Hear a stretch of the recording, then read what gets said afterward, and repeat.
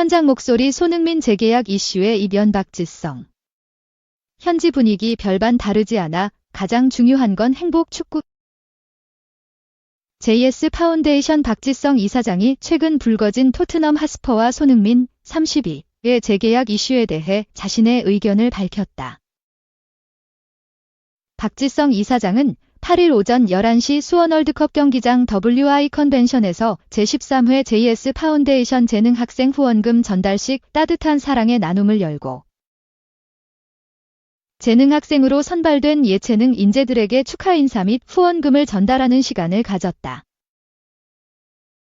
이날 행사에는 박지성 이사장을 포함해 차범근 전 감독, 이영표 해설위원, 설기현 전 감독 등이 참석해 자리를 빛냈다.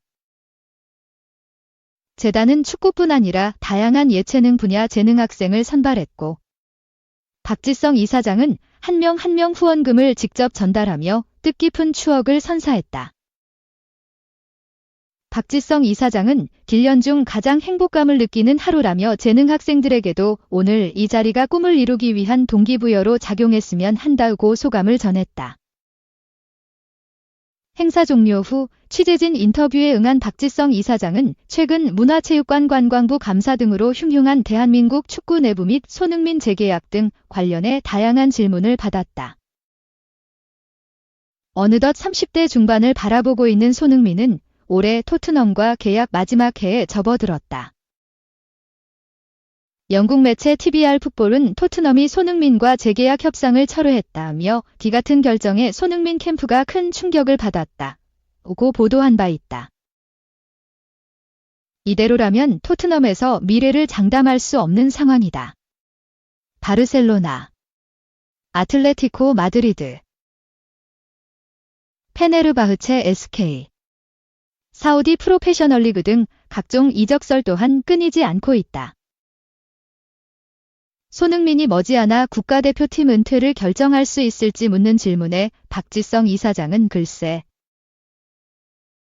본인의 의사결정은 본인이 분명히 하는 것이지만 저와는 상황이 다르다. 저는 은퇴할 때 무릎이라는 큰 문제가 있었고 어쩔 수 없는 결단을 내렸다. 손흥민이 그간 보여준 모습은 충분히 많은 사람을 기쁘고 행복하게 만들어줬다고 생각한다. 어느 시점에 무슨 결정을 내리더라도 저를 비롯한 모든 팬이 존중하고 따를 준비가 돼 있다. 본인이 행복하게 축구를 했으면 좋겠다고 대답했다. 이어 재계약 관련 소식은 국내에서도 현지 기사를 다루는 것이다 보니 크게 다를 건 없는 것 같다. 손흥민이 영국에서도 워낙 유명한 선수이다 보니 기사를 만들어내는 부분이 분명히 있을 것이라며 중요한 점은 본인이 얼마만큼 즐겁게 축구를 하고 있고 또 어떤 마음을 가지고 있는지다. 결국 시간이 해결해 줄 것이라 생각하고 단지 부상 없이 좋은 경기를 계속 보여주길 바란다고 밝혔다. 열반내 토트넘 손흥민과 재계약 거부 이후 햄스트링 부상 때문 핑계. 뿔난 팬들 차라리 사우디 가라. 토트넘 소식을 전하는 스퍼스웹은 9일 한국 시간 토트넘이 손흥민에게 재계약을 제안하려던 마음을 바꿔 중대한 결정을 내렸다며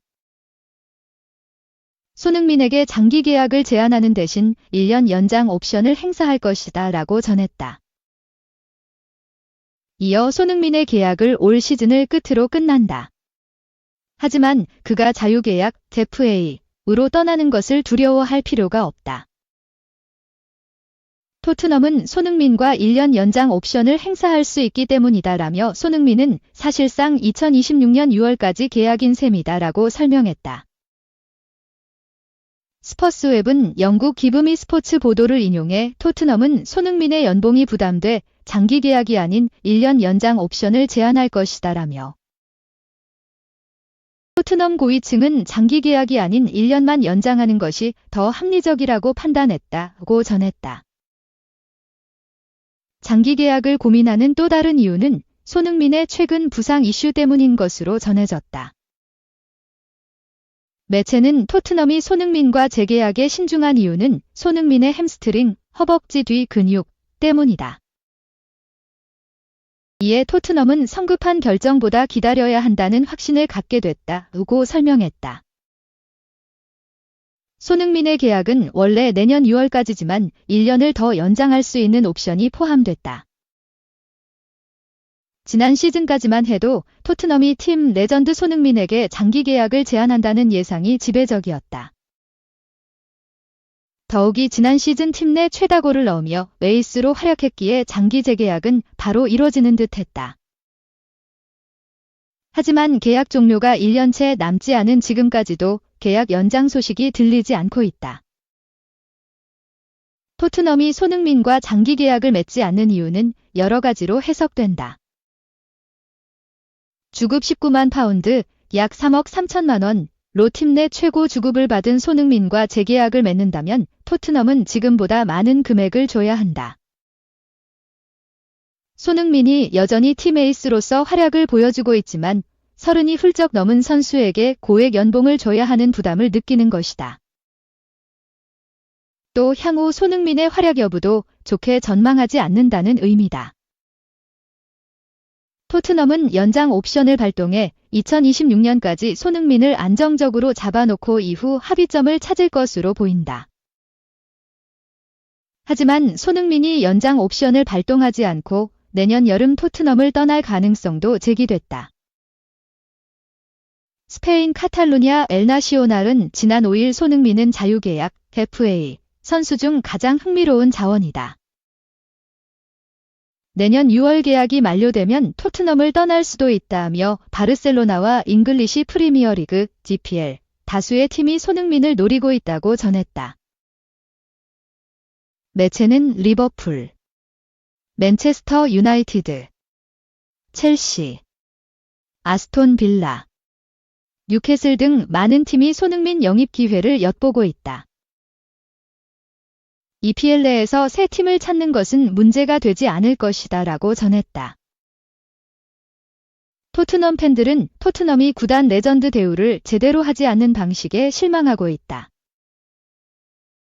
평소 짠돌이, 돈벌레 등으로 악명 높은 다니엘 레비 회장의 행태를 미루어 보면 충분히 예상 가능했던 시나리오이기도 하다. 최근 토트넘 팬 커뮤니티의 댓글을 보면 한 팬은 줄이는 화가 난다. 토트넘은 손흥민을 존중하지 않는다. 올 시즌 모든 것을 쏟아부었고 새로운 계약을 제안받을 자격이 있지만 토트넘은 장기 계약을 제안하지 않았다고 전했다. 또 다른 댓글에선 너무 실망스럽다. 이것이 토트넘 레전드를 대우하는 방식인가? 손흥민은 토트넘을 위해 모든 것을 바친 선수다. 이럴 바엔 사우디로 보내는 게 낫다라고 분통을 터뜨렸다. 레비 회장은 1년 연장 옵션을 발동한 뒤 손흥민을 다른 팀에 팔아 이적료를 남길 생각도 하고 있을 것으로 보인다. 손흥민은 사우디의 알 이티하드 외에도 최근 바르셀로나, 아틀레티코 마드리드, EPL 다수의 팀과 이적설이 번졌다. 최근 팬포럼에 참석한 손흥민은 공교롭게도 레비 회장 앞에서 재계약 질문을 받았다. 한 팬이 손흥민에게 토트넘에서 선수 경력을 마칠 것이냐라고 물었다. 말에 뼈가 있는 질문이었다. 재계약 협상의 주도권자인 레비 회장이 옆에 있었기에 질문은 더욱 의미심장했다. 질문을 받은 손흥민은 굉장히 심각한 질문이다라고 운을 뗐다. 이어 우리는 미래를 알 수 없다. 제가 토트넘에서 뛴 지 10년이 됐다. 여기서 얼마나 행복한지는 아마 상상도 못할 것이다. 하지만 이 축구 세계에서 미래가 어떻게 될지 결코 알 수 없다고 즉답을 피했다. 그러면서 이번 시즌을 위해서만 집중하고 있다. 그저 우승하고 싶을 뿐이다라며. 언젠가 제가 토트넘을 떠나게 됐을 때 모든 팬이 웃는 모습이길 빈다.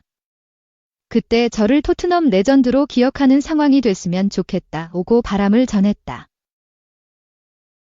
3. 구역질 나는 튀르키예. 구단에 속았다. 독설 모리뉴 출전 정지.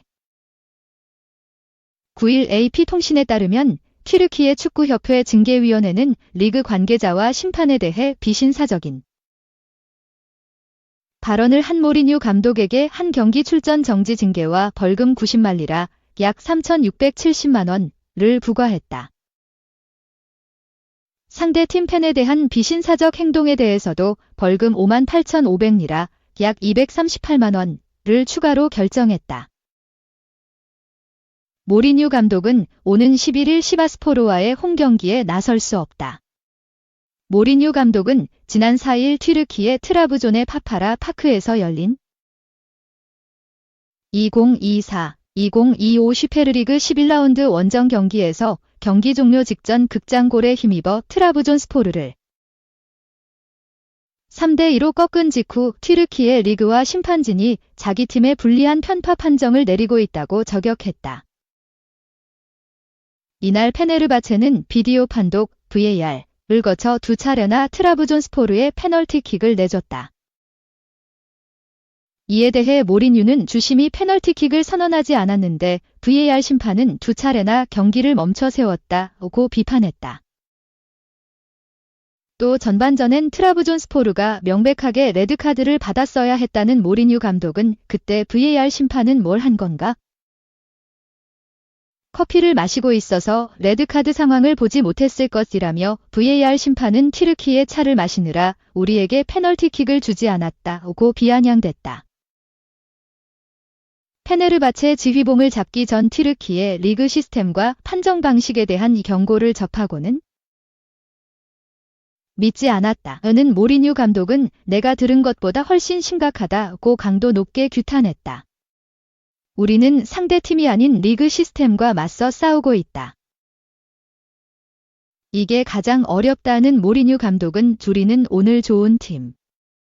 격렬한 분위기. VAR 심판.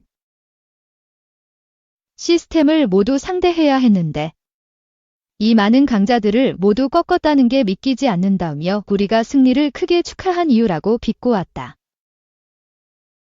모리뉴 감독은 누가 해외에서 이 리그를 보고 싶어 하겠냐? 왜 해외 축구 팬이 이 경기를 봐야 하나 라고 반문한 뒤 튀르키예 리그는 재미도 매력도 없다. 너무 암울하고 구역질난다고 폭탄 발언을 이어갔다. 급기야 자기를 튀르키예 리그로 데려온 페네르바체 구단도 원망했다. 모리뉴 감독은 나를 이곳으로 데려온 구단 사람들을 탓하고 싶다. 그들은 내게 절반의 진실만 얘기했다. 그들이 모든 걸 말했다면 나는 여기 오지 않았을 것이라며 튀르키예 행을 후회했다. 모리뉴 감독은 이번 발언에 앞서 지난달 25일 맨체스터 유나이티드, 맨유 잉글랜드와 2024-2025 유럽 축구연맹 UEFA 유로파리그 리그 페이즈 3차전에서 1대1로 비긴 뒤에도 페네르바체를 떠나고 싶다며 잉글랜드 프리미어리그 EPL 클럽을 향해 러브콜을 보냈다.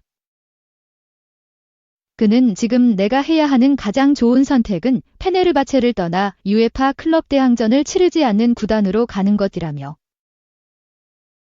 만약 EPL 하위권 클럽이 2년 안에 나를 필요로 한다면 갈 준비가 됐다고 말했다. 모리뉴 감독은 지난 1월 에즈로마, 기탈리아에서 경질된 뒤 5개월 만에 페네르바체 지휘봉을 잡고 사령탑에 복귀했다.